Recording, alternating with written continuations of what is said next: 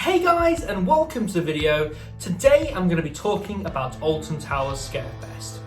So I was going to make this a much broader video and I was going to talk about UK Halloween events in general. Unfortunately, a lot of these have been cancelled due to COVID-19, so I'm just going to keep this video for now to Alton Towers Scarefest. I do understand that Thorpe Park Fright Nights is still going ahead, but I won't be talking about that in this video.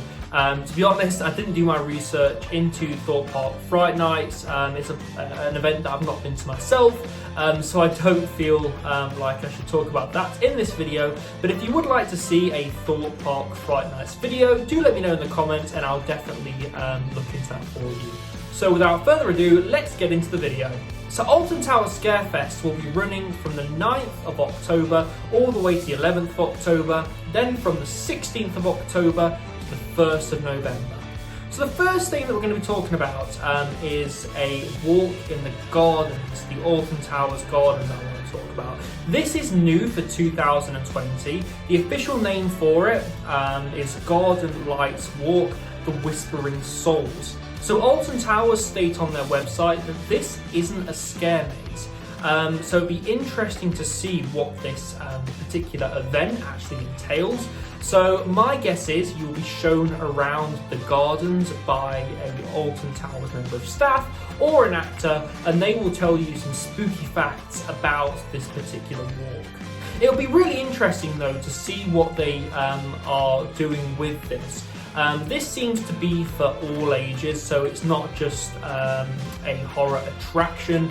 This does seem to be for families and small children. So again, we'll have to see what they offer with this. So in true Scarefest style, Alton Towers have brought back quite a few scare mazes. The first one that we're going to be talking about is Freak Show the Junkyard. This seems to be the attraction that Alton Towers are focusing towards families. So if you remember a couple of years ago, this was the zombie walk and that was located by Dark Forest. They took that away quite a few years ago, but they've kept adding things like this.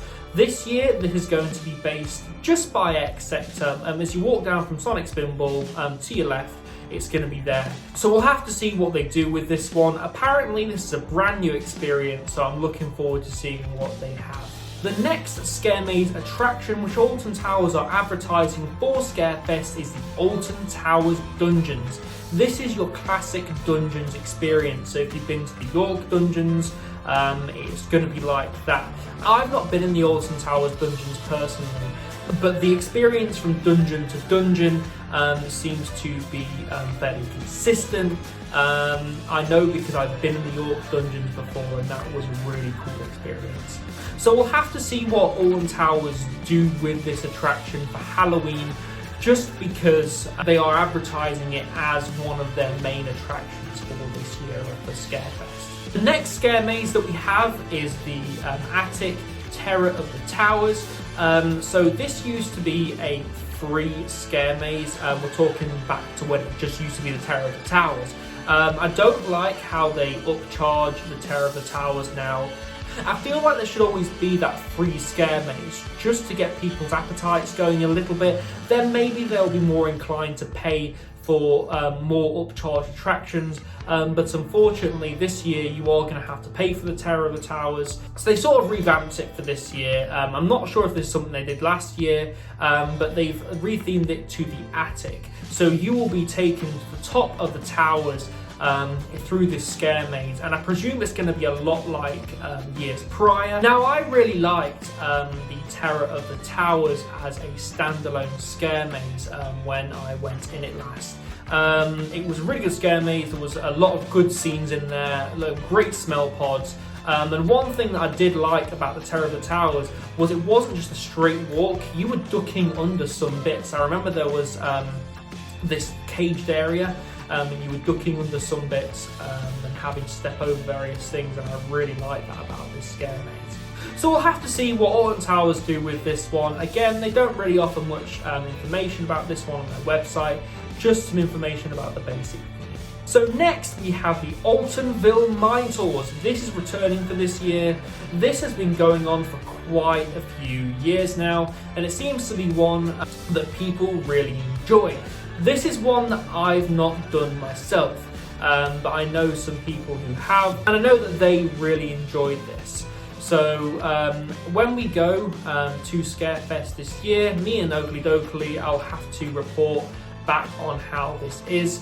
But yeah, not one that I've been to myself, so I can't really give you my experience. And of course, with Scarefest comes late night riding. So Alton Towers do a brilliant job of illuminating their roller coasters and lighting up their attractions in the dark. They really make these roller coasters look impressive. The roller coasters that I recommend doing in the dark the most is Smiler, Wicker Man, and of course Nemesis. So with the Wicker Man, they really play on that fire and wood aspect. It's the big bob structure in the middle, they have the flames coming out the shoulders, they have the roller coaster illuminated in red, and it's just so beautiful. It really is a sight to be seen, and it's even better if you ride this roller coaster in the dark. If you remember back to my ranking video on my top 5 roller coasters, I talked about how the Wicker Man was better in the evening or towards the end of the day than it was at the start of the day. Imagine how good it is in the dark. It was actually the last ride that I had of the season last year, and I'm hoping to definitely get a night ride on this one. Next, the Smiler, that's illuminated in yellow and white, and they sort of have floodlights going back and forth on that back wing and cobra roll elements. It's definitely a sight to be seen. It's definitely worth getting down to the Smiler just for that night ride. And of course Nemesis, it's lit up in pink, the whole area is illuminated, and again it's just a sight to be seen. So of course Alton Towers this year will be bringing back street entertainment. This is something that they have every year. They have dancers on the plaza which dance to various pop songs, and they also have a kids show towards Cloud Cuckoo Land. Obviously, guests will be made to stand socially distant apart from each other, but of course this will still be happening this year. Now I wanted to talk a bit about the operations of Scarefest this year, because it will be really interesting to see how they carry this out. Obviously the scare mazes, people are up in your face, you're touching each other's shoulders because it is really dark in some of these scare mazes, so Alton Towers, for health and safety, make you hold on to the people's shoulders in front of you. It'll be really interesting to see how the operations go this year, and it'll definitely be something that I'll be reporting back on when I do my vlog at Alton Towers Scarefest this year. And as I just mentioned, the street entertainment, it'll be interesting to see how they do the street entertainment this year, because people do clump together quite a lot when the street entertainment's on. There are big crowds of people that start to gather. So again, it'll be interesting to see how they do deal with that. Will there be socially distanced markers on the floor? We just don't know yet, so again it'll be interesting to see how they do this.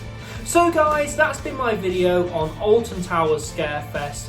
Let me know in the comments, are you excited for Scarefest? What aspects of Scarefest are you excited for? And are you happy with the lineup of scare mazes this year? I do know that they usually have 4 scare mazes, but in actual fact this year they have 3 in the dungeons, so we'll have to see how that really goes.